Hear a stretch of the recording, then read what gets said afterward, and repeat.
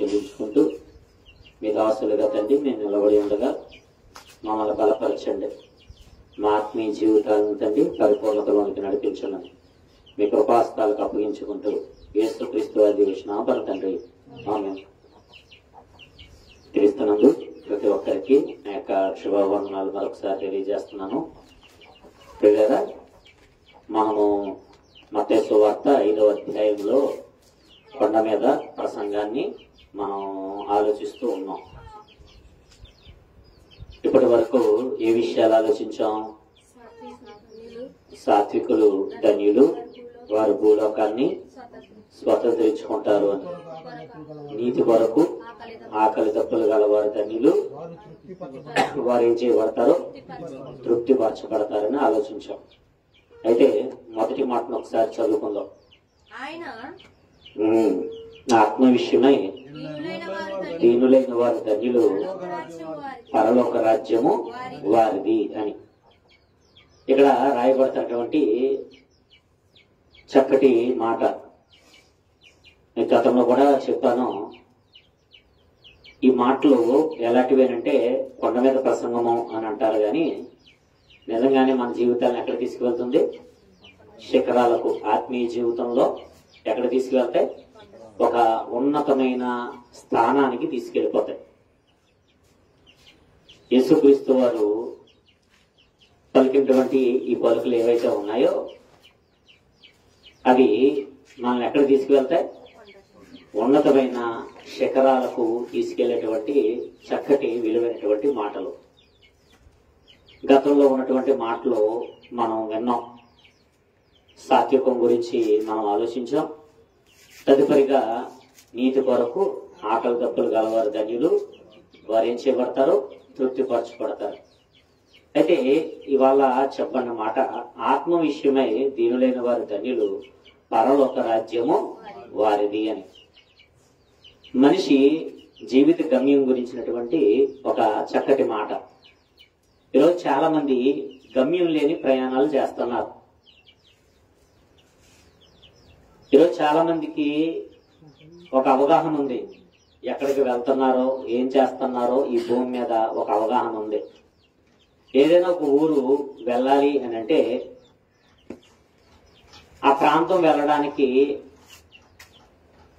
సరైన వసతులు సమకూర్చుకుంటారు, ప్రయాణానికి వెళ్తారు. ఒక హైదరాబాద్ వెళ్ళాలనుకోండి, లేకపోతే ఒక వైజాగ్ కావచ్చు, లేకపోతే మన రాష్ట్రంలో ఏదైనా రాష్ట్రం కావచ్చు, లేకపోతే విదేశాలు వెళ్ళేవారు కావచ్చు. వాళ్ళకు ఒక క్లారిటీ ఉంది. ఏంటి? మేము పలానా ప్రాంతానికే మేము వెళ్ళాలి అని. కానీ భూమి మీద బ్రతుకుతున్న మనిషికి మరణం తర్వాత ఎక్కడికి వెళ్ళాలి అన్నటువంటి క్లారిటీ లేదు. మనిషికి క్లారిటీ ఉందా? బ్రతుకుతున్న మనిషికి క్లారిటీ ఉందనంటే చాలా మందికి క్లారిటీ లేదు. ఏం క్లారిటీ లేదంటే ఎందుకు పుట్టామో, ఎందుకు బ్రతుకుతున్నామో అన్న క్లారిటీ లేదు. అందుకనే లోకంలో వాళ్ళు ఏమనుకుంటున్నారంటే బ్రతుకున్నంత వరకు నచ్చినట్టుగా బ్రతుకుదాం, తిందాం, త్రాగుదాం, సుఖిద్దాం. ధనవంతుడు అనుకున్నాడంట కదా, నా ప్రాణమా తినుము, త్రాగుము, సుఖించు. ఈరోజు ప్రతి మనిషి ధనవంతుడే కాదు, కానీ పేదవాడికి కూడా వాడికి ఉన్న సామర్థ్యాన్ని బట్టి తినాలి, త్రాగాలి, సుఖించాలి. ఎంజాయ్మెంట్. ఎందుకంటే ఈ భూమి మీద బ్రతికిన కొద్ది కాలంలో బాగా అనుభవించి, లోకాన్ని అనుభవించి, శరీరాన్ని బాగా సుఖపెట్టి, నచ్చినట్టుగా బ్రతికి, కళ్ళకు నచ్చింది, ఆ శరీరానికి నచ్చింది అనుభవించాలి, నచ్చినట్టుగా బ్రతకాలి, నచ్చినట్టుగా మనం అనుభవించాలి. ఈ శరీరాన్ని సుఖపెట్టాలి, ఈ నాలుకను సుఖపెట్టాలి, ఈ కళ్ళను సుఖపెట్టాలి, ఈ శరీరాన్ని సుఖపెట్టాలి, మనసును సుఖపెట్టాలి. అందుకనే మనిషి తనకు నచ్చినట్టుగా బ్రతుకుతున్నాడు. ఎవరిని ఇబ్బంది పెట్టినా ఆలోచించట్లేదు. ఒకవేళ కుటుంబం ఇబ్బంది పడినా వాళ్ళకే పట్టట్లేదు. మనిషి తనకు నచ్చినట్టుగా బ్రతకడానికి కలిగిన కారణం ఏంటంటే ఆత్మ అన్నది ఒకటి ఉందని, ఈ శరీరాన్ని అది నడిపిస్తుందని, ఈ శరీరాన్ని నడిపించేటువంటి ఆత్మకు నాశనం లేదని, మరణము తర్వాత మరొక జీవితం ఉందని గ్రహించక మనిషి ఏం చేస్తున్నాడంటే నచ్చినట్టుగా బ్రతుకుతున్నాడు, నచ్చినట్టుగా త్రాగుతున్నాడు, నచ్చినట్టుగా తిరుగుతున్నాడు. నా ఇష్టం, నాకు నచ్చినట్టుగా ఉంటాను అన్నటువంటి మాటల్ని మన సమాజంలో మనం వింటూ ఉంటున్నాం, కళ్ళారా చూస్తూ ఉంటున్నాం. అయితే ఇక్కడ ఒక విలువైనటువంటి మాట, మనిషి గమ్యం గురించినటువంటి ఒక మాట, మరణించిన తర్వాత ప్రతి మనిషి కూడా చేరవలసినటువంటి ఒక విలువైనటువంటి మాట. చాలా మతాలు మనకి ఏం చెప్తూ ఉంటాయంటే పరలోకం అని, మనం అంటే స్వర్గము, లేకపోతే ఆ దేవుడు ఉన్నటువంటి లోకం అనేటువంటి మాటల్ని మనం చూస్తూ ఉంటాం. మరణం తర్వాత మనిషికి గమ్యం ఏంటంటే ఎక్కడికి వెళ్ళాలి? మనిషి దేవుడు ఉన్నటువంటి లోకానికి వెళ్ళాలి. మనం ఇంతలో కనబడి అంతలో మాయమయ్యే ఆవిరి వంటి వారు. అయితే ఒక చక్కటి మాట చెప్తున్నాడు, ఆత్మ విషయమై దీనులైన వారి ధన్యులు, పరలోక రాజ్యము వారిది. వేరే వెర్షన్ లో ఈ విధంగా రాయబడ్డది. ఏమని రాయబడ్డదనంటే, ఆత్మ విషయములో దారిద్ర్యాన్ని గుర్తించిన వారు ధన్యులు. అంటే వాడుక భాషలో ఏమని ఉందనంటే ఈ మాట, ఆత్మ విషయమై దరిద్రాన్ని గుర్తించిన వారు ధన్యులు, పరలోకము వారిది. దేవుడు ఉన్నటువంటి లోకం, మనిషి మరణించిన తర్వాత ఆ దేవుడున్న లోకం వెళ్ళాలి అంటే ఈ భూమి మీద బ్రతుకున్న ఈ కాలములో ఆత్మ విషయమై దారిద్ర్యాన్ని గుర్తించిన వారు ధన్యులు అన్నాడు. దారిద్ర్యము అన్నాడు. మన ఆత్మ చాలా పేదరికంలో ఉందట. లోపల ఉన్న ఆత్మ ఎలా ఉంది? చాలా పేదరికంలో ఉందట. ఈరోజు మనిషి పేదరికం అంటే మనిషికి ఇష్టం ఉంటుందా? ఇష్టం ఉండదు. పేదరికం అనేటప్పటికీ చాలా అసహనం. పేదరికం అనేసరికి చాలా బాధ. మనిషి పేదరికంలో ఉండడానికి ఇష్టపడదు. ఎందుకు పేదరికంలో ఉండడానికి ఇష్టపడదు మనిషి? చెప్పండి. పేదరికంలో మనిషి ఎందుకు ఉండడానికి ఇష్టపడడు? ఎందుకు ఇష్టపడడు పేదరికంలో ఉండడానికి? ఎందుకు ఇష్టపడడు? పేదరికం తినడానికి ఏముండదు, తిండుండదు, సరేనా తిండుండదు, మనకు నచ్చింది మనం తినలేం, నచ్చిన బట్ట మనం ఏం చేయలేం, కట్టుకోలేం, ఉండడానికి సరైన నివాసం మనకి ఉండకపోవచ్చు. పేదరికం ఉందే, కటిక దరిద్రాన్ని అనుభవిస్తున్నటువంటి పేదరికం ఉంది. అలాగే మధ్యవర్తులుగా అంటే మిడిల్ క్లాస్ ఫ్యామిలీస్ అన్న మనకు కనబడుతున్నాయి. మనిషికి పేదరికం అంటే ఇష్టం ఉండదు. పేదరికంలో జీవించడానికి మనిషికి ఇష్టం ఉండదు. అందుకే మనుషులు చాలా కలలు కంటారు. ఎలా కలలు కంటారు అని అంటే, ఏదో విధంగా ఈ పేదరికం ఏమైపోవాలి, నా నుండి దూరం అవ్వాలి, నేనేమవ్వాలి, ధనవంతుని అవ్వాలి అని అనుకుంటారు. డబ్బుంటే కొండ మీద కోతినైనా తీసుకురావచ్చు అన్నటువంటి సామెతలు ఉన్నవి లోకంలో మనకి విన్నటువంటి సందర్భాలు మనకు ఉన్నాయి. పేదరికం అనేటప్పటికి మనకి ఇష్టం ఉండదు. ఎందుకు ఇష్టం ఉండదు అంటే, మనకు నచ్చిన వస్తువు కొనుక్కోవడానికైనా, నచ్చిన తిండి తినడానికైనా, బట్ట అయినా, లేకపోతే ఉండడానికి ఉండే నివాసమైనా సరే మనకి పేదరికం అంటే ఇష్టం ఉండదు. అందుకే మనిషి ఎందుకు బాగా కష్టపడుతున్నాడో, కొంతమంది కలలుగా అంటారు కానీ ఏం చేయరు, వాళ్ళు కొనుక్కుంటారు దొనబోదులే, అంతే కదా. కొంతమందికి పేదరికంలోంచి బయటికి రావాలని ఆశ ఉంటది, ఏం చేయరు, ప్రయత్నం చేయరు.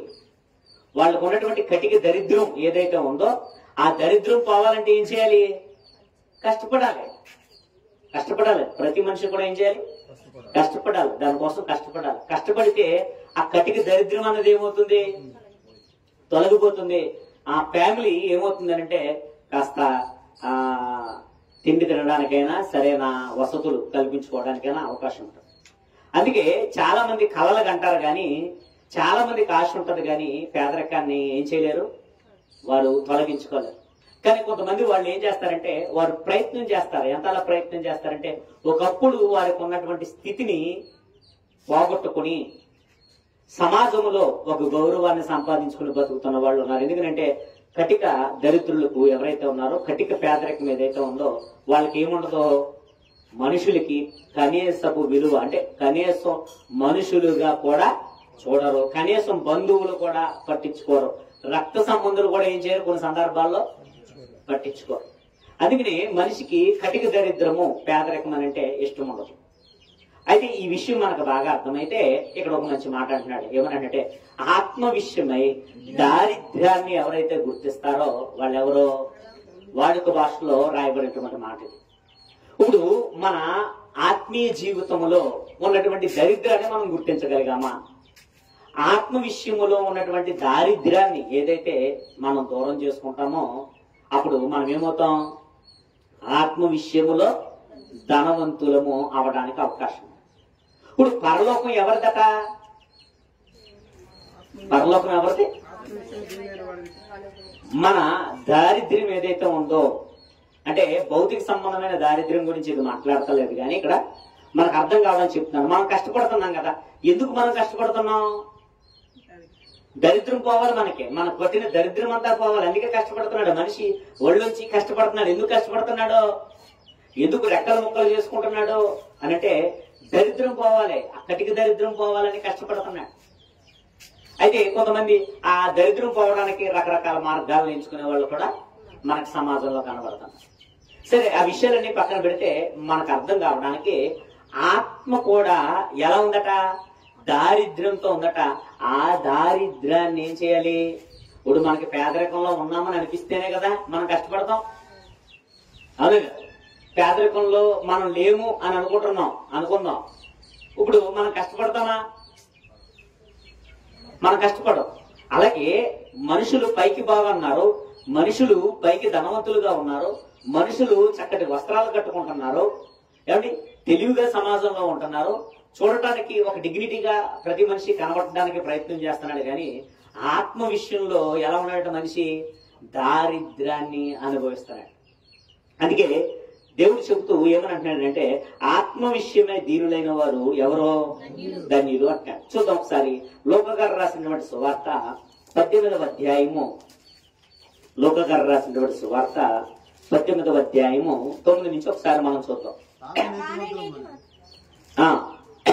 తానే నీతిమంతులమని తమ్ము నమ్ముకొని ఇతరులను తృణీకరించి కొందరితో ఆయనకి ఉపమానం చెప్పాను.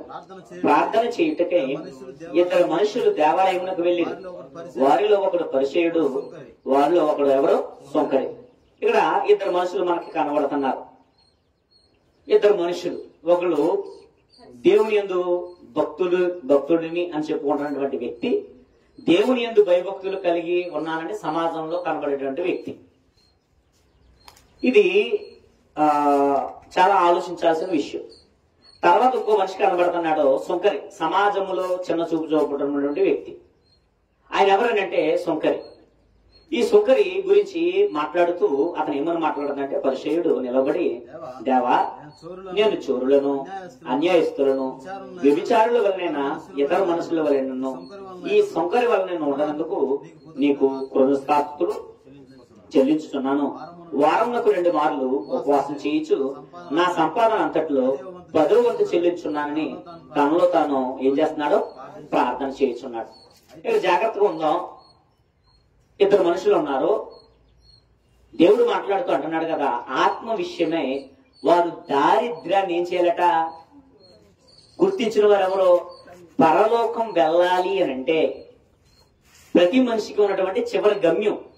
ఎందుకంటే ఎప్పుడు రాలిపోతాయో తెలియని జీవితాలు, ఎంతలో కనబడి అంతలో మాయమయ్యే ఆవిరి వంటి జీవితాలు. ఉదయం మనతో మాట్లాడి సాయంకాలం ఇంటికి వెళ్ళేసరికి కొన్ని వార్తలు వస్తూ ఉంటాయి.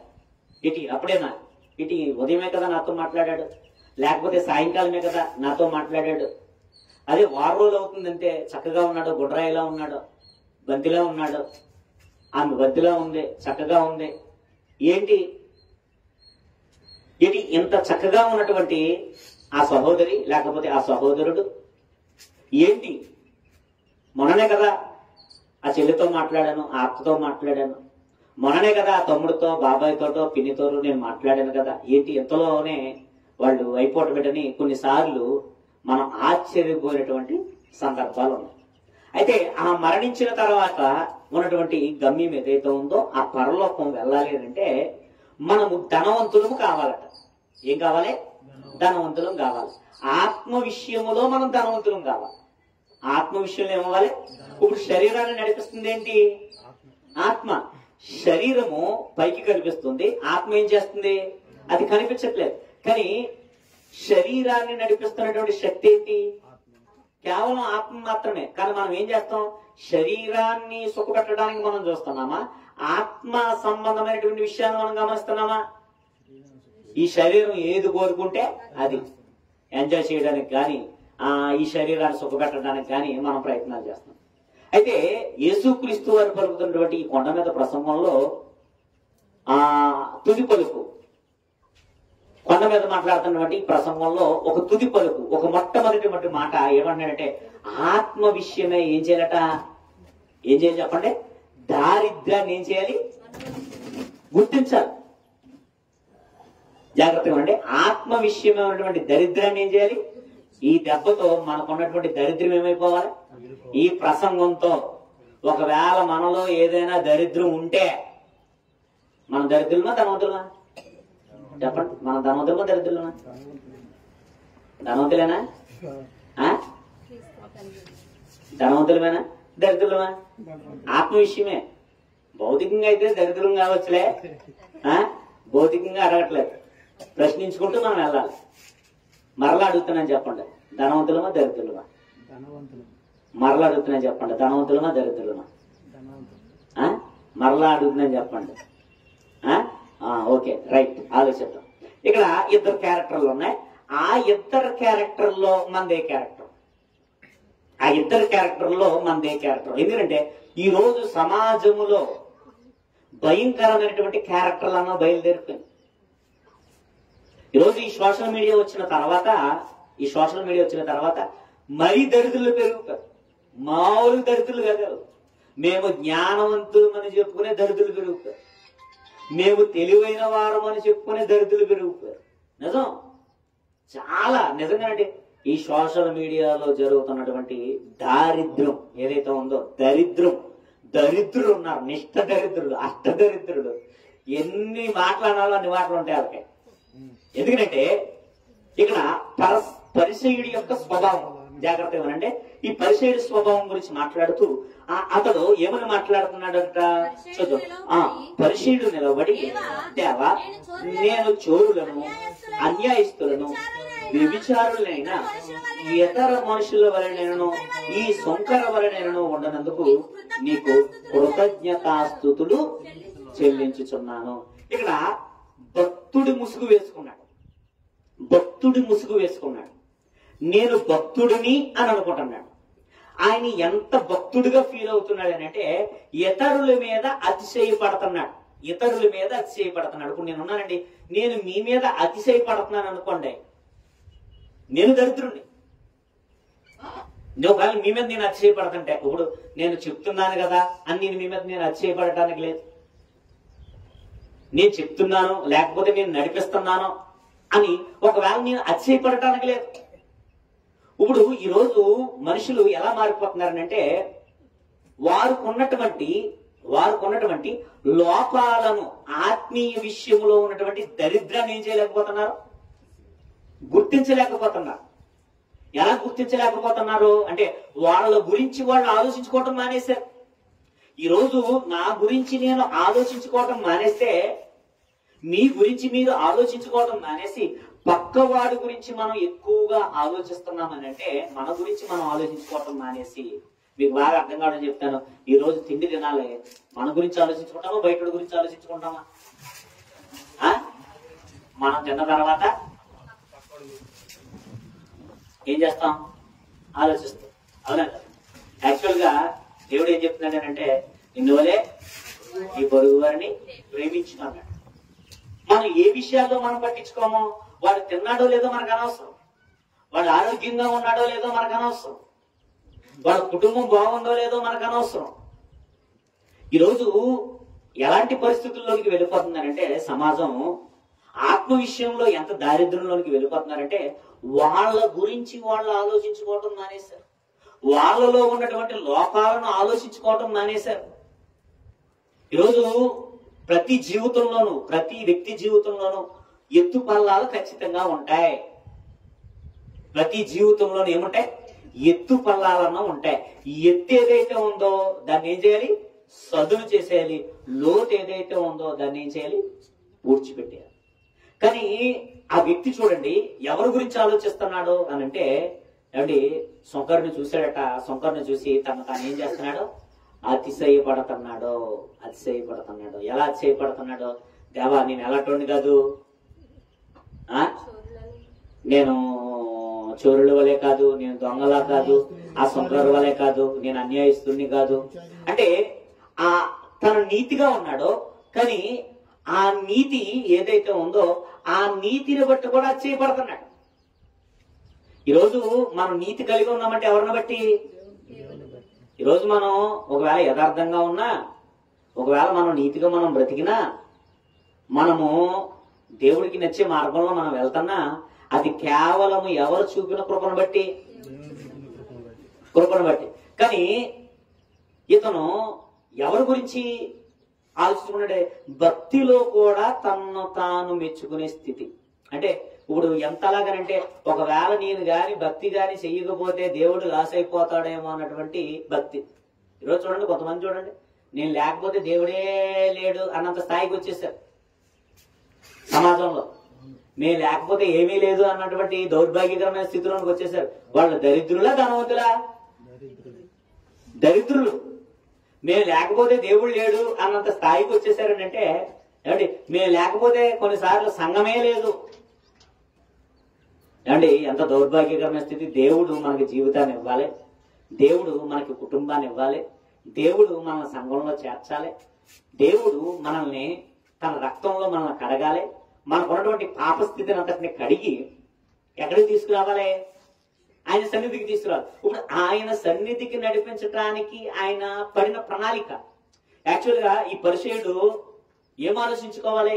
పూర్వం అంటే ఆ జాతి ఏదైతే ఉందో లేకపోతే వారి పూర్వీకులు ఏమైతే ఉన్నారో ఎలాంటి స్థితిలో నుండి దేవుడు రప్పించాడు చెప్పండి. అంటే మనిషి ఎట్టి పరిస్థితుల్లో కూడా తన్ను తాను హెచ్చించుకోవడానికి అవకాశము లేదు. ఎందుకంటే పూర్వం జరిగిన సంగతులు ఆలోచించండి. ఒకవేళ దేవుడు కాపాడకపోతే జాతి ఏది? ఒకవేళ దేవుడు అబ్రహామును పిలవకపోతే జాతి ఏది? దేవుడు మోషే గారిని పుట్టించకపోతే వాళ్ళేరి? దేవుడు ధర్మశాస్త్రాన్ని ఇవ్వకపోతే వాళ్ళేరి? అసలు ధర్మశాస్త్రాన్ని ఇచ్చిన దేవుణ్ణి పక్కన పెట్టి, దేవుడే జాతిని కాపాడిన దాన్ని పక్కన పెట్టి, ఏమంటే ముందు జరిగినటువంటి చరిత్రను అంతటిని ఏమైపోతూ ఉంటాడు మనిషి. అందుకే మనిషి గతాన్ని ఎప్పుడూ కూడా తలుచుకోవాలి. మన గతాన్ని కూడా ఏం చేసుకోవాలి? మనం ఎలాంటి స్థితిలో నుండి దేవుడు ఎలాంటి స్థితిలోనికి నడిపించాడు. మనం ఒకప్పుడు మన స్థితి ఏంటి? మన పాప స్థితి ఏంటి? ఒకప్పుడు మనం ఎలాంటి శరీర సంబంధమైనటువంటి కార్యక్రమాల్లో మనం ఉన్నాం, ఎలాంటి కార్యక్రమాల్లో నుండి దేవుడు మనల్ని బయటికి రప్పించాడు అన్నది ఎప్పుడు కూడా మనం ఏం చేయకూడదు? మన గతాన్ని ఎప్పుడు కూడా. కొంతమంది చూడండి, సడన్ గా ధనవంతులు అయిపోయిన తర్వాత యాటిట్యూడ్ మారిపోతుంది. ఎప్పుడైనా మీరు గమనించారా? సడన్ గా నడమంత్రపు సిరి అంటారు. నడమంత్రపు సిరి సడన్ గా ఉన్నవాడు అయిపోయాడు అనుకోండి, ఆడి స్టైల్ మారుతుంది, మొత్తం ఆడి రూట్ మారుతుంది, ఆడి మాట మారుతుంది. అవునే కదా? వాయిస్ విధానం మారుతుంది. యావండి అన్నదే ఎర్రగా మాట్లాడుతుంది. అంటే నడమంత్రపు సిరి అంటారు. అప్పుడు మనం ఏమనుకుంటాం? ఒరే, ముందు ఏం జరిగిందో ఒకసారి గుర్తెట్టుకోరా, ఇంటికి వచ్చి అడుక్కున్నావు, గుర్తులేదా? అప్పుడు నీకు బువ్వ లేకపోతే మా బాబారా నీకు బువ్వ పెట్టింది. అవునే కదా? ఎన్ని మాటలు మనం మాట్లాడుకుంటాం. అవునే కదా? ఒరే, ఒకప్పుడు నీకు సరైన నివాసం లేకపోతే వచ్చి ఆ రాత్రి పంపు కూలిపోతే, పాక కూలిపోతే వచ్చి మారి మీద అలా పడుకుంటాం మీ బాబు అని ఎన్ని మాటలు అంటాం. అవునా కదండి? అంటే గతాన్ని మనిషి ఏమైపోకూడదు, మర్చిపోకూడదు. దేవుడు మనకి ఎంత కృప చూపించాడో అన్నది మనం ఏం చేయకూడదు, మర్చిపోకూడదు. కానీ దేవుణ్ణి హైలైట్ చేస్తున్నాడా, తనను హైలైట్ చేసుకుంటున్నాడు? ఇక్కడ ఈ రోజు ఎంత నికృష్టమైన పరిస్థితికి వెళ్ళిపోయారనంటే, వాళ్ళను వాళ్ళే హెచ్చించుకునేంత నికృష్టమైన పరిస్థితికి వెళ్తారు. అందుకే అంటాడు కదా, నాశనానికి ముందే నడుస్తుంది గర్వం. ఈరోజు గర్వాంతులు బాగా పెరిగిపోయాడు. గర్వం మామూలు గర్వం కాదు. ఈరోజు ఎంత గర్వాంధులు అని అంటే, ఎంత గర్వం అంధత్వం కలుగజేస్తుంది. గర్వం ఏం చేస్తుంది? అంధత్వం కలుగజేస్తుంది. అంధత్వం కన్ను మిన్ను కాపాడదు. వాళ్ళు మాట్లాడే మాటలకి ఏం కనబడదు? కన్ను మిన్ను కాపాడదు. కన్ను మిన్ను కాపాడకుండా దేవుణ్ణి హైలైట్ చేయటం లేదు. ఎవరిని హైలైట్ చేసుకుంటున్నారో వారిని వారే హైలైట్ చేసుకున్నారు. ఈ రోజుల్లో పరిచయులు బాగా పెరిగిపోయారు.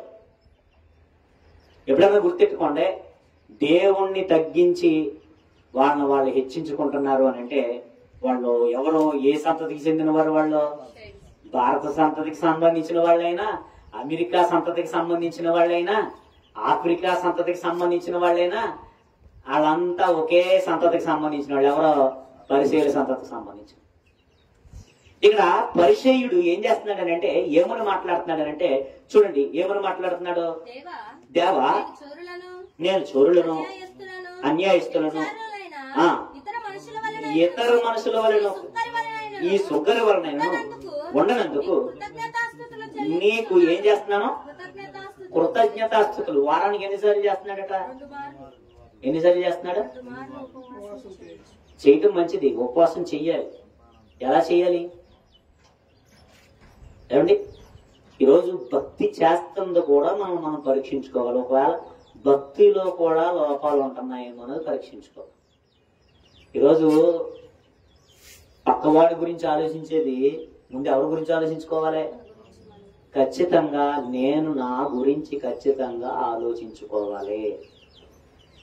మీరు మీ గురించి ఖచ్చితంగా ఆలోచించుకోవాలి. ముందు పక్కోడి గురించి ఆలోచించే ముందు మరీ ప్రాముఖ్యంగా ఎవరి గురించి ఆలోచించుకోవాలి? నేనేంటి నా అంతరంగం ఎలా ఉంది?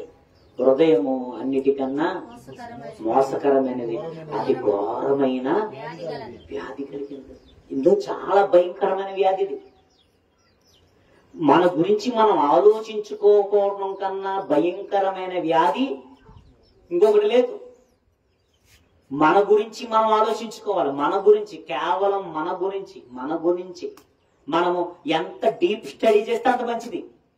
నా గురించి నేను ఎంత డీప్ స్టడీ చేస్తే అంత మంచిది. నా గురించి నేను డీప్ స్టడీ చేసుకోవాలి. మనం ఎవరి గురించి చదువుతాం? మిగిలిన వాళ్ళ పుస్తకాలన్నీ చదువుతాం. ఏ పుస్తకం చదవం? ముందు మన పుస్తకం చదువుకుంటే, ముందు మన పుస్తకం ఏం చేసుకోవాలి? చాలా క్లారిటీ. ఎందుకంటే నీ గురించి నీకు బాగా తెలుసు, నా గురించి నాకు బాగా తెలుసు, నా కట్టుకున్న భార్య కూడా నేనేంటో తెలియకపోవచ్చు, నీ కట్టుకున్న భర్తకు కూడా నువ్వేంటో పరిపూర్ణంగా తెలియకపోవచ్చు. ఎందుకంటే హృదయంలో ఎన్నో అనుకుంటున్నాం. అన్ని చెప్తారేంటి?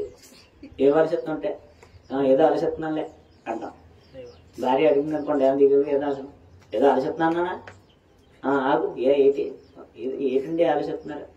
అమ్మా ఏం ఆలోచిస్తున్నానంటే ఈవిడు గాని ఏం లేదులే అంటారు. అంటే ఏం ఆలోచిస్తాను? ఏం థింక్ చేస్తాను? ఏమో కొన్ని చెప్తారు, కొన్ని ఏం చేయరు, చెప్పరు. మనం ఎవరికి స్నేహితులకి చెప్పినా చెప్పకపోయినా, కట్టుకున్న వారికి చెప్పినా చెప్పకపోయినా, రక్త సంబంధులకి చెప్పినా చెప్పకపోయినా, ఫ్రెండ్స్కి చెప్పినా చెప్పకపోయినా, మనమేంటో మనకి బాగా తెలుసు. మన అంతరంగం ఏంటో మనకు బాగా తెలుసు. దాన్ని ఏ వెలుగులో చూడాలి? బైబిల్ యొక్క కొలమానములో మన జీవితాన్ని ఏం చేసుకోవాలి? మనం కొలుచుకోవాలి. నేనేంటి? వాక్యం చెప్తుంది కదా, నేనేంటి, నేను ఎలా ఉన్నాను. కానీ ఈరోజు ఆ పరిశీలన లేదు. మనం ఈరోజు ప్రార్థన చేసుకోలేదు. నేనేంటి, ఎందుకు చేసుకోలేదు అని ఎప్పుడైనా ఆలోచించుకున్నాను? నేను బైబిల్ చదువుకోవట్లేదు, లేకపోతే నేను ఈ వాక్యాన్ని నేను మీరేనా నా జీవితంలో అని ఎప్పుడైనా మనం ఆలోచించుకున్నామా? మనల్ని బైబిల్ వెలుగులో మనం ఎక్కడ కూర్చున్నామో మనం ఆలోచించుకుంటున్నామా? మన గురించి మనం ఆలోచించుకోం, కానీ ఎవరి గురించి ఆలోచించుకుంటాం? పక్క వాళ్ళ గురించి బాగా, ఆ పుస్తకాలను బాగా తిరిగేస్తూ ఉంటాం.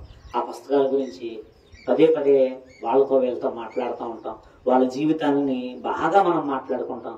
కానీ మాట్లాడుకోండి ఎవరి గురించి? మన గురించి మనం మాట్లాడుకోలేం.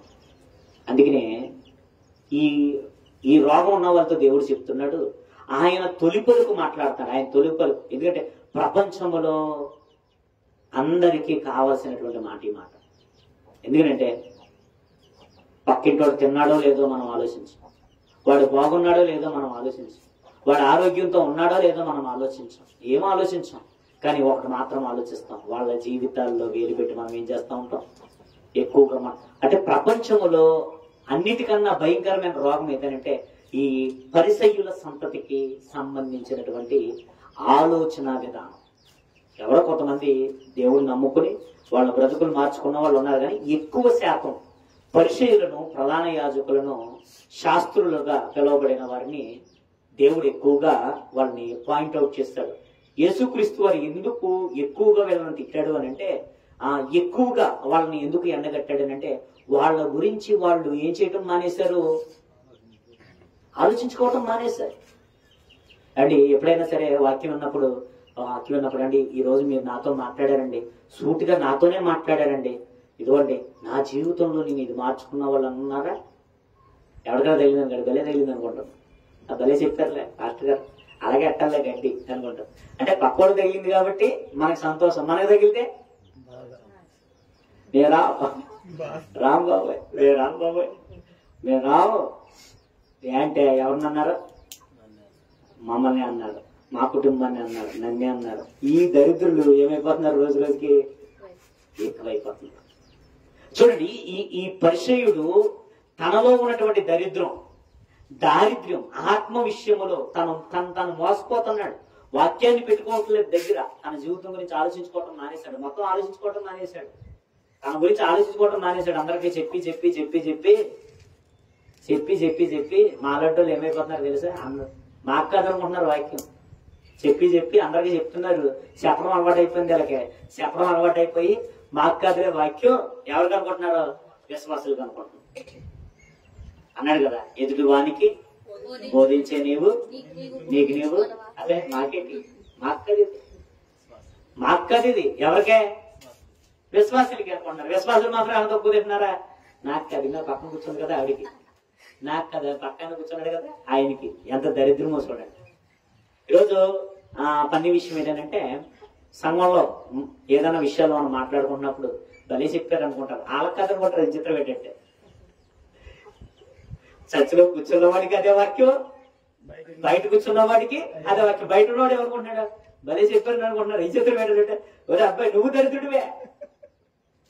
కానీ చూడండి ఎంత విచిత్రమో, మనిషి హృదయంలో ఎంత మోసపోతున్నాడు, తాను ఎంత మోసపోతున్నాడు.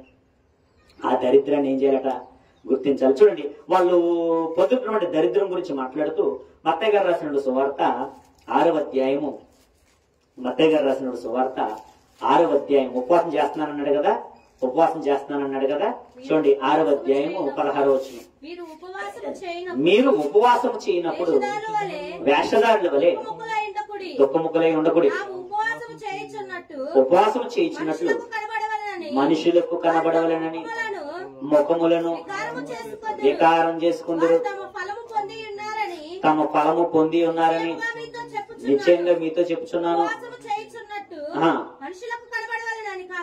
మనుషులకు కనబడాలని కాక రహస్యమందున్న నీ తండ్రికే కనబడవాలని నీ తల అంటుకుని ఏమని చెప్తున్నాడు? ఉపవాసం చేసినప్పుడు ఏం చేయాలట? మొహం విహారంగా పెట్టుకుంటాడు. బ్రదర్ నీరసంగా ఉన్నారేంటి? సిస్టర్ ఏంటండి నీరసంగా ఉన్నారేంటండి? అంటే నీకు తెలీదా? వారం నుంచి కానా పేనా నై క్యా ఏంటి అనంటే కానా పేనా నై అనంటే ఎందుకు అనంటే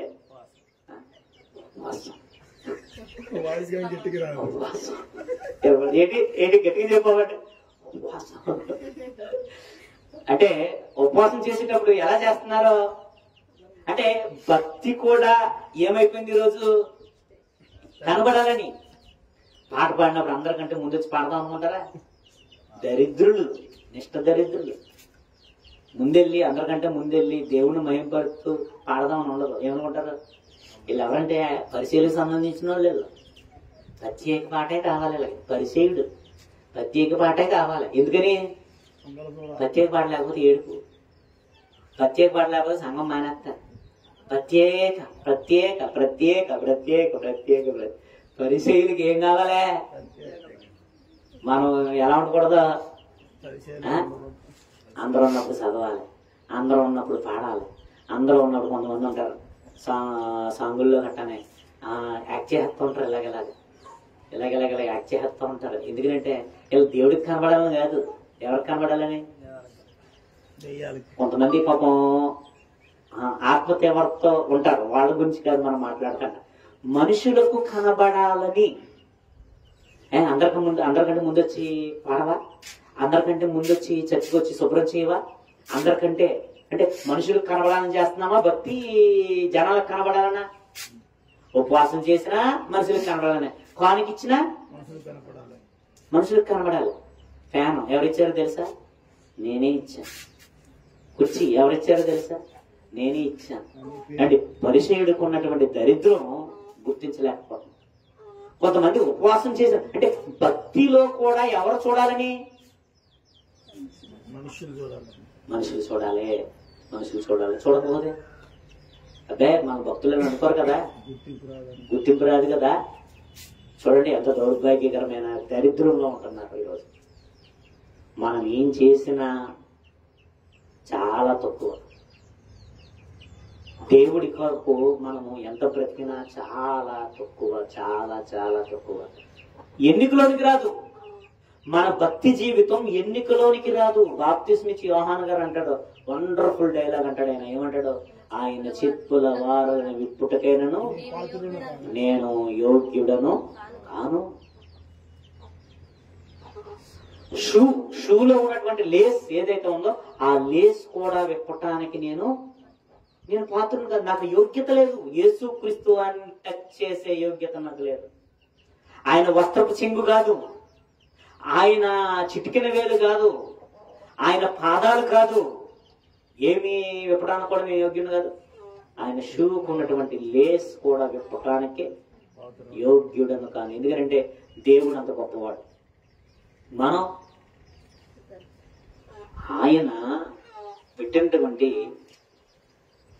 భిక్ష, ఆయన చూపినటువంటి క్షమ, ఆయన చూపినటువంటి ప్రేమ బట్టే మనం ఎందులో ఉన్నాం? ఆయన ఇచ్చినటువంటి రక్షణ మార్గంలో మనం ఉన్నాం. మన గతాన్ని ఒకవేళ మనం మర్చిపోతే, మనకు ఉన్నటువంటి పాపస్థితిని ఒకవేళ మనం మర్చిపోతే, మన గతాన్ని ఒకవేళ మనం మర్చిపోతే, మనం ఎప్పుడు కూడా ఎవరిని బ్యారేజ్ చేసుకుంటా ఉంటాం? ఎవరిని బ్యారేజ్ చేసుకుంటాం? ఇప్పుడు మీకు ఇంకా బాగా అర్థం కూడా చెప్తాను. ఎవరికో ఏదో లేదు అనుకుందాం, మనకు కూడా లేదు. ఏమంటాం? ముందాడు కూడా ఉండండి, నా పరిస్థితి ఏం చేయలేదు. ఎవరైనా వచ్చి ఏదైనా అడిగారు అనుకోండి, సపోజ్ ఎవరైనా మనం ఏదైనా అడిగారు అనుకో, ఇప్పుడు మనమే దరిద్రమైన పరిస్థితుల్లో ఉంటాం అనుకుందాం. ఏమంటాం? ఆకులు నాకి వాడి దగ్గర కాడొచ్చాడట అంటారా లేదా? మేమే ఆకులు నాకుంటున్నారా? మా పెద్దలకు ఉన్నటువంటి వెతుకులు అంతం వచ్చేవాలి. అవునే కదా? అంటావా లేదా? మనకే దరిద్రమైన పరిస్థితుల్లో ఉంటే మనకి ఎవరు కూడా కావాల్సి వస్తుంది. ఈరోజు ఎవడేంటో వాడికి అర్థమైతే నోరు మూసి కూర్చుంటాడు. ఎవడేంటో వాడికి అర్థమైతే దేవుడు గొప్పతనాన్ని మాత్రమే చెప్తాడు. ఎవడేంటో వాడి స్థితి గుర్తిస్తే, ఎందుకంటే వీళ్ళ దరిద్రులు మనం మర్చిపోయారు, మా స్థితి ఏంటన్నది మర్చిపోయారు. ఈరోజు సమాజంలో ఉన్నటువంటి దౌర్భాగ్యకరమైన పరిస్థితులు మనకు కనబడుతుంది. అందుకే దేవుడు అంటాడు, ఆత్మ విషయమై దారిద్ర్యాన్ని ఏం చేయాలట? గుర్తించాలి. మనమేంటో మనకు అర్థం కావాలి. మనకు అర్థం కావాలి. అప్పుడు మనం స్టెబిలిటీ అవుతాం. మనము ఆ దారిద్ర్యాన్ని ఏం చేయడానికి చూస్తాం? అధిగమించడానికి చూస్తాం. ఆ పేదరికాన్ని, ఆత్మ విషయమైనటువంటి పేదరికాన్ని మనం ఏం చేస్తాం? మనం జయిస్తాం. ఆత్మ విషయమైనటువంటి పేదరికాన్ని మనం జయిస్తాం. ఆత్మ విషయంలో మనం ఏమవుతాం? ధనవంతులం అవుతాం. అప్పుడు పరలోకం ఎవరిదే?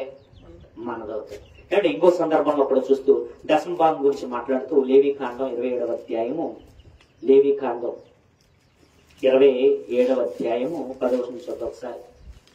లేవి కాండం 27వ అధ్యాయము 10వ వచనం. అట్టి దానిని మార్చకూడదు. చెడ్డదానికి ప్రతిగా ఆ, మంచిదానినైనను మంచిదానికి ప్రతిగా చెడ్డదానినైనను ఆ, ఒకదానికి ప్రతిగా ఆ, వేరొక దానినైనను ఇయ్యకూడదు. పశువును మార్చిన ఎడల ఆ, అది దానికి మారుగా ఇచ్చినది ప్రతిష్టమగును. జనులు యెహోవాకు అర్పింపకూడని అపవిత్ర జంతువులలో తెచ్చిన ఎడల ఆ జంతువును యాజకుని ఎదుట ఏం చేయాలి? నిలవబెట్టమని. ఇక్కడ దేవుడికి ప్రతిష్ఠించవలసినవి ఏమండి దశమ భాగాలకు సంబంధించిన విషయాలు ఇక్కడ రాస్తా ఉన్నారు. ఇప్పుడు దేవుడు ఎందుకు ఈ కాన్సెప్ట్ పెట్టాడు? మన కష్టాన్ని దేవుడు దీవించాడు గనక, నీ పంటను ఒకవేళ దేవుడు దీవించాడు గనక, లేకపోతే గొర్రెలను పశువులను దేవుడు దీవించాడు గనక, దేవుడు దీవించిన వాటిలో మనం కష్టపడిన వాటిలో ఆ రోజు యాజకులు ఎవరైతే ఉన్నారో ఆ యాజకుల దగ్గరికి వచ్చి ఏం చేయాలి? వారు అర్పించాలి. ఎందుకంటే వీళ్ళ ద్వారా దేవుడి నియమాన్ని వాళ్ళు పొందుకోవాలి. అదే విధంగా ఈ మిగిలిన గోత్రాల ద్వారా ఎవరు పోషించబడాలి? ఈ యాజకులు అన్న వాళ్ళు పోషించబడటానికి దేవుడు కొన్ని నియమాలు, అంటే వాళ్ళ పాప ప్రక్షాళన కావచ్చు, యాజకులు పోషించబడటానికి కావచ్చు, వాళ్ళ నీతి మార్గంలో వెళ్ళడానికి కావచ్చు, దేవుడు ఒక నియమాన్ని పెట్టాడు. ఆ నియమం దేని కొరకు పెట్టాడు? ఆయన ఏమండి నియమాన్ని దేవుడు ఎందుకు పెట్టాడు? దేవుడు నియమాన్ని ఎందుకు పెట్టాడు చెప్పండి? మనం నీతి మార్గంలో వెళ్ళడానికి దేవుడు ఏం చేశాడు? ఒక నియమాన్ని పెట్టాడు. అది యాజకుడికి కావచ్చు, లేవీడికి కావచ్చు, ఒక నియమాన్ని దేవుడు పెట్టడం జరిగింది. ఇప్పుడు దాన్ని బట్టి కూడా ఏం చేయబడుతున్నాడు? అతను అతిశయపడుతున్నాడు. నేను గొప్పవాడిని అనుకుంటున్నాడు. అండి మనం గొప్పవాళ్ళమా? ఎవరి దగ్గర గొప్పవాళ్ళం అవుతాం? దేవుని దగ్గర గొప్పవాళ్ళు అవుతాం మనం. ఒకవేళ మనుషుల దగ్గర మనం గొప్పవాళ్ళం కావచ్చు, కానీ ఎవరి దగ్గర గొప్పవాళ్ళం కాలేము? దేవుని దగ్గర గొప్పవాళ్ళం కాలేము. మన గొప్పతనాన్ని మనం ప్రదర్శించకూడదు. అందుకే మీ గతంలో కూడా ఒక మాట చెప్తాను. ఏంటంటే ఒకవేళ అతను ప్రెసిడెంట్ అనుకోండి, ఎవరికి ప్రెసిడెంట్ అవుతాడు? మనుషులకు ప్రెసిడెంట్ అవుతాడు, కానీ దేవునికి ప్రెసిడెంట్ గా. ఒకవేళ ఎమ్మెల్యే అనుకోండి, ఎవరికి ఎమ్మెల్యే? మనుషులకి ఎమ్మెల్యే అవుతాడు, కానీ దేవుడికి ఎమ్మెల్యే కాదు. ఒకవేళ సీఎం అయితే, అందుకే వాళ్ళు చెప్పులు విప్పి ఎక్కడికి వెళ్తారో వాళ్ళకు ఉన్నటువంటి ప్రార్థనా మందిరాలకి, వాళ్ళకు ఉన్నటువంటి అహాన్ని తీసివేసి ఎక్కడికి వెళ్తారో మందిరానికి వెళ్తారు. మరి ఈ రోజు మందిరానికి వచ్చి మనకు అహం ఏంటండి? అర్థమవుతుంది?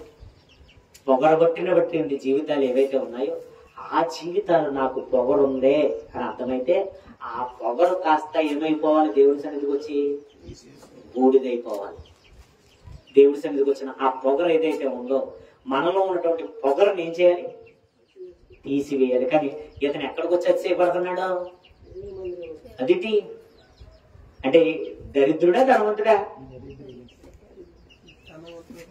ధనవంతుడు అనుకుంటున్నటువంటి దరిద్రుడు. కానీ శంకర్ చూడండి, ఆయన ఏమని ప్రస్తావిస్తున్నాడు? అయితే సుంకరి లోక సువార్త మళ్ళా వచ్చేది 18వ అధ్యాయము వచ్చేది ఒకసారి. లోక గారు రాసినటువంటి సువార్త 18వ అధ్యాయము 13వ వచనం చూద్దాం. అయితే సుంకరి దూరముగా నిల్చుండి ఆకాశం వైపు కన్నులెత్తుటకైనను ధైర్యము చాలక రొమ్ము కొట్టుకొనొచ్చు, దేవా పాపినైనా నన్ను కరుణించమని పలికెను. చూడండి, ఇతడు గుర్తించాడు. ఏమని గుర్తించాడు? ఇతడు గుర్తించాడు ఒకప్పుడు పొగరగా బతికినవాడు, ఒకప్పుడు ఎవరిని లెక్క చేయలేదు, ఒకప్పుడు కుటుంబాన్ని లెక్క చేయలేదు, కుటుంబాన్ని బాధ పెట్టినవాడు, ఒకప్పుడు పక్కింటోళ్ళని బాధ పెట్టాడు, ఒకప్పుడు ఊరిని బాధ పెట్టాడు, ఒకప్పుడు ఏమండి చాలా మందిని బాధ పెట్టి బతికినాడు. ఎవరిని లెక్క చేయకుండా బతికినాడు ఎవరో? సుంకరే. తెలుసు కదా, జక్కే కూడా తెలుసు కదా, ఎవరిని లెక్క చేయలేదు. కొట్టోడైనా చాలా గట్టుడు వసూలు చేయడంలో, అవునా కదా, చాలా గట్టుడు. అలాంటి గట్టోడు పొట్టోడైనా గట్టోడైనా పొడుగోడైనా ఎవడైనా సరే, వాడు తెల్లోడైనా నల్లోడైనా ఏ జాతుడైనా సరే, దేవుడు ఏంటో అర్థమైతే అప్పుడు ఏం చేస్తాడు? తనలో ఉన్నటువంటి దరిద్రం, తనలో ఉన్నటువంటి దరిద్రాన్ని ఏం చేస్తాడు? గుర్తించాడు. ఏమని గుర్తించాడు? ఏమని మాట్లాడుతున్నాడు అని అంటే, దేవా పాపినైన నన్ను కరుణించమని కరుణించు. ధైర్యము కన్నులెత్తుటకెన్నో ధైర్యము చాలా ధైర్యము చాలక కొట్టుకొనొచ్చు. రొమ్ము కొట్టుకొనొచ్చు. ఏం చేసుకుంటున్నాడట? గుండెలు ఏం చేసుకుంటున్నాడట? దేవుడి సన్నిధికి వచ్చి ఏం చేస్తున్నాడు? గుండెలు బాదుకుంటున్నాడట. గుండెలు ఎందుకు బాదుకుంటున్నాడండి? ఎప్పుడు బాదుకుంటాం గుండెలు? లేక లేక పుట్టినటువంటి ఒకవేళ బిడ్డ చనిపోతే ఏం చేస్తాం? గుండెలు బాదుకుంటాం. ఒకవేళ యవ్వన కాలములో తన భర్తను కోల్పోతే ఏం చేస్తారు? యవ్వన కాలములో తన భార్యను కోల్పోతే, ఒకవేళ జరగరానివి ఏదైనా జరిగితే ఏం చేస్తాం? గుండెలు ఏం చేస్తాం? బాదుకుంటాం. గుండెలు బాదుకుంటాం. అంటే ఎప్పుడైనా సరే దేవుడి సన్నిధికి వచ్చి మనం గుండెలు బాదుకున్నామా? ఒకసారి ఆలోచించండి. మనం ఏంటో మనకు అర్థమైతే, మనం ఎవరినైనా మనం బాధ పెట్టుకుంటే, దేవుణ్ణి మనం బాధ పెట్టిన సందర్భాలు మనం గుర్తుకొస్తే దేవుడి సన్నిధికి వచ్చి ఏం చేస్తావు? నీ ఇంట్లోనే నువ్వు ఉంటావు, కానీ నీ ఇంట్లోనికి వెళ్ళి నువ్వేం చేస్తావు? రొమ్ము కొట్టుకుని గుండెలు బాదుకుని, తండ్రి తెలుసో తెలియదు ఇప్పటి వరకు ఎలాంటి బతికాను అని మనం ఏం చేస్తాం? గుండెలు బాదుకున్న సందర్భాలు మనకున్నాయి. అంటే ఒక మనిషి పరిపూర్ణమైన మార్పు ఎప్పుడు వస్తుంది అని అంటే, ఒక మనిషి ఎప్పుడు పరిపూర్ణంగా మారగలడనంటే, తాను చేసిన తప్పు తనకు అర్థమైతే ఏం చేస్తాడు? గుండెలు బాదుకుంటాడు. గుండెలు బాదుకుని తన తప్పు తనకు అర్థమైతే ఏం చేస్తాడు? గుండెలు బాదుకుని మనిషి ఎప్పుడైతే పరిపూర్ణంగా దేవుడి సన్నిధికి వస్తే తన ఏంటో అర్థమయ్యాడో, అప్పటి నుంచి ఎవరిని కూడా ఏం చేయడు? ఎవరినే బాధ పెట్టడు. కుటుంబాన్ని బాధ పెట్టడం, పక్కింటి వారిని బాధ పెట్టడం. దేవుడు ఏంటో అర్థమైతే మనం ఎలాంటి స్థితిలో ఉన్నామో మనకు అర్థమవుతుంది. వాక్యం అర్థమైతే మనం ఎలాంటి స్థితిలో ఉన్నామో మనకు అర్థమవుతుంది. అప్పుడు మనం వెళ్ళి ఏం చేస్తాం? ప్రాధేయపడతాం. తండ్రి నా జీవితంలో ఇంకెప్పుడు కూడా. ఇప్పుడు యేసుక్రీస్తు వారు పలుకుతున్నటువంటి తొలి పలుకులలో ప్రపంచానికి కావాల్సిన మాట, ఆత్మ విషయమై ఉన్నటువంటి దరిద్రాన్ని ఎవరైతే గుర్తిస్తారో వారు ధన్యులు. పరలోకం ఎవరిదట? పరలోకం ఎవరిదే? మేము వెళ్ళిపోతాం అన్నది ఎవరు వెళ్తారో? చచ్చిపోయిన తర్వాత వెళ్ళాలంటే బతికుండగానే మనం ఏంటో మనకు అర్థమవుతుంది. పిన్ ఎవరికి తెలుసు? మన గురించి మనకు బాగా తెలుసుకుని మన గుండెలు ఏం చేసుకోవాలి? ఆయన సన్నిధిలోనికి వెళ్ళి. లేకపోతే మనం ఒంటరిగా ఉన్నప్పుడు ఎప్పుడైతే మనం దేవుడితో మనం మాట్లాడుకుంటామో, ఆ దరిద్రాన్ని మనం ఎప్పుడైతే గుర్తిస్తామో అప్పుడు మనం ధనవంతులం అవుతాం. ఏ విషయంలో ధనవంతులం అవుతాం? ఆత్మ ధనవంతుడు అయిపోతుందట. ఆత్మ ఎలా ధనవంతుడు అయిపోద్ది? ఎంత ధనవంతుడు? జక్కే ధనవంతుడు కాలేక భౌతిక సంబంధమైన ధనవంతుల్లో నుండి ఎక్కడికి వెళ్ళిపోయాడు? దరిద్రంలోనికి వెళ్ళిపోయి ధనవంతుడు అయిపోయాడు. ఎవరినే బాధ పెట్టలేదు, ఎవరికి ఇంకా అన్యాయం చేయలేదు, ఎవరికి నష్టం కలిగించలేదు. ఎవరన్నా అన్నాడా? ఇంకా నేను ప్రభువుని నమ్ముకున్నాను, ప్రభువుని తెలుసుకున్నాను, నా జీవితం పరిపూర్ణంగా మారిపోయింది అన్నాడు. అందుకనే యేసుక్రీస్తు వారు మాట్లాడుతూ వీళ్ళ గురించి మాట్లాడుతూ అంటున్నాడు. ఏమన్నాడు చూడండి, అతను ఇంకేమన్నాడు? ఇంకేమన్నాడు? అతనికంటే ఇతను నీతిమంతుడిగా తీర్చబడి తన ఇంటికి వెళ్ళినని నీతో చెప్పుచున్నాను. తను తాను హెచ్చించుకున్నవాడు తగ్గింపబడినని, తన్ను తాను తగ్గించుకున్నవాడు హెచ్చింపబడినని చెప్పాను. తను తాను ఎవరైతే హెచ్చించుకుంటా ఉంటాడో వాడు ఏమవుతాడట? తగ్గించబడతాడు. తగ్గించుకున్నవాడు ఏమవుతాడు? మీకు ఇంకా లోకంలో కొన్ని ఉదాహరణలు చెప్తారు. కాంట్రాక్టర్స్ తిరుగుతాడు అనుకోండి, ఏమంటాం? ఆడేదో గొప్పగా వాడు ఫీల్ అవుతాడు. అవునా కదా? మనం ఏమంటున్నాం? నాకు తెలిసిన ఒక సందర్భంలో ఒక ఆయన ఏం చేసేవాడంటే వంకర టెంకరగా నడుపుతూ ఉండేవాడు. అంటే అది స్టైల్గా ఫీల్ అయ్యేవాడు. వంకర టెంకరగా నడిచేవాడు, వంకర టెంకరగా ఆటలాడేవాడు. అనుకుంటాడు నేను గొప్పవాడిని అనుకుంటాడు. మనం ఏమనుకుంటాం? ఇది చాలా ఎక్స్ట్రాలు. మన దృష్టిలో తగ్గించబడ్డాడా హెచ్చించబడ్డా? వాడేమనుకుంటాడు? ఆడు గొప్పవాడని ఫీల్ అవ్వాలి తప్ప ఎవరు గొప్పవాడని ఫీల్ అవుతలేదు, మనం ఫీల్ అవ్వం. అలాగే దేవుడి సన్నిధిలో ఎప్పుడైతే మనం తగ్గించుకుంటామో దేవుడు మనల్ని ఏం చేస్తాడో? హెచ్చిస్తాడు. ఎక్కడ దాకా హెచ్చిస్తాడంటే పరలోకం తీసుకెళ్ళేంతగా హెచ్చిస్తాడు. మనం ఎప్పుడైతే మనకున్న దరిద్రాన్ని మర్చిపోయి పక్కన దరిద్రాన్ని అంతటి ఎత్తుకుంటామో అప్పుడు అంటున్నాడు, ఎప్పుడైతే హెచ్చించుకున్నామో దించుతాడు. ఎక్కడికే? పాతాళానికి ఏం చేస్తాడు? దించి పడేస్తాడు. పాతం. అందుకే నాశనానికి ముందు ఏం నడుస్తుంది? గర్వం నడుస్తుంది. కనుక దేవుని సన్నిధిలో మనకేమనకూడదు?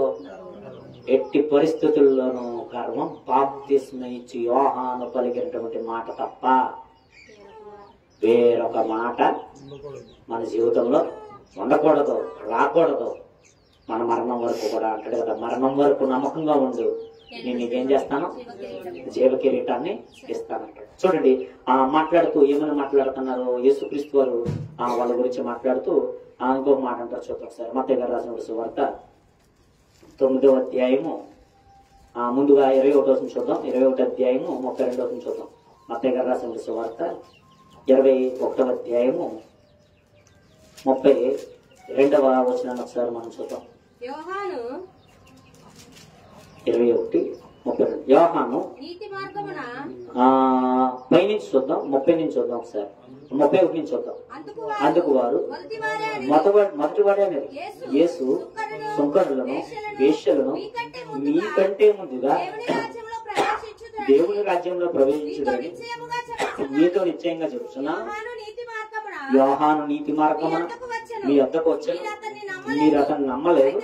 అయితే సుంకరులను వేశ్యలను అతన్ని నమ్మిది. మీరు అది చూచి అతను నమ్మినట్లు పశ్చాత్తాపడబోతారు. మీకంటే ముందు ఎవరు వెళ్ళిపోతారో? పరలోకానికి ఎవరు వెళ్ళిపోతారట? ఎందుకు వెళ్తున్నారా? మనలో భక్తి ముసుగు వేసుకుంటే మనం వెళ్ళం. భక్తి ముసుగు వేసుకుంటే మనం వెళ్ళం. మందిరానికి ఎన్ని సంవత్సరాలు వచ్చినా మనం వెళ్ళం. చూడండి, బయటుండి నిలబడి తనలో ఉన్నటువంటి దరిద్రాన్ని గుర్తించి మారు మనసు పొందాడు. చూసారా సుంకరి? చాలా మంది అలాగే మారు మనసు పొందారు. సుంకర్లు మారారట, వేశ్యలు మారారట, మోసగాళ్ళు మారారట. సిలువలో ఉన్న దొంగ కూడా ఏమైపోయాడు? మారిపోయాడు. తనకున్నటువంటి తప్పుని గుర్తించి మరలా వాళ్ళ జీవితంలో ఏమి లేదు. అందుకనే ఎవరి పుస్తకాలు బాగా చదువుకోవాలి? మన పుస్తకం మనం బాగా చదువుకోవాలి. కానీ మనం ఏ పుస్తకాలు చదువుతాం? అందరి పుస్తకాలు కావాలి. మన పుస్తకం వదిలేసాం. ఎప్పుడు వదిలేసాం? మన పుస్తకం చెదపట్టేస్తుంది. మన పుస్తకం సిరిగిపోయింది. కానీ ఎదురు పుస్తకాలు మాత్రం సిరిగిపోతున్న పుస్తకాన్ని జాగ్రత్తగా కాపాడుతాం. కనుక ఆత్మ విషయమే తీరులైన వారు, వారి యొక్క దరిద్రాన్ని గుర్తించిన వారు ధన్యులు. హెవెన్, పరలోకం ఎవరిదే? కనుక ఒకవేళ ఈ దరిద్రం మనలో ఏమన్నా ఉంటే ఈ రోజు నుంచి ఎవరి పుస్తకాలు కావాలి? మన పుస్తకాలు బాగా మనం చదువుకోవాలి. వాక్యం ఉన్న తర్వాత ఏమనాలి? ఏమంటే ఈ రోజు వర్తమానం నా జీవితాన్ని పూర్తిగా పలానా రోజు విన్నానంటే వర్తమానం, ఆ వర్తమానం నా జీవితాన్ని ఏం చేసింది? పూర్తిగా ఏం చేసింది? మార్చేసింది. మనం అలా అదే చెప్పారండి. కొట్టేది వాక్యం పట్టున ఇంకా పట్టున వీడికి సరదా, పరిసేడికి మామూలు సరదా కాదు. కానీ సుంకరికి బాధ, సుంకరికి పశ్చాత్తాపం, సుంకరికి మారు మనసు, సుంకరికి పరలోకం, పరిసేయుడికి. కనుక ఆలోచిద్దాం. ఈరోజు సమాజంలో రోజు రోజుకి ఎక్కువైపోతున్నారు. ఎవరో చాలా ఎక్కువైపోతున్నారు, చాలా రేగిపోతున్నారు. రేగిపోయినా ఉంది. మనం మాత్రం తగ్గించుకునే ఉంటాం. చాలా రేగిపోతుంది. రేగిపోండి, ఓడిపోతారు. రేగిపోండి, నిత్య నాశనానికి పోతారు. లేదు, మీ పుస్తకాలు మీరు బాగా చదువుకోండి, బైబిల్ వెలుగులో చదువుకోండి, మీరు ఖచ్చితంగా ఎక్కడికి వెళ్తారో? మనిషి చివరి జీవిత గమ్యం.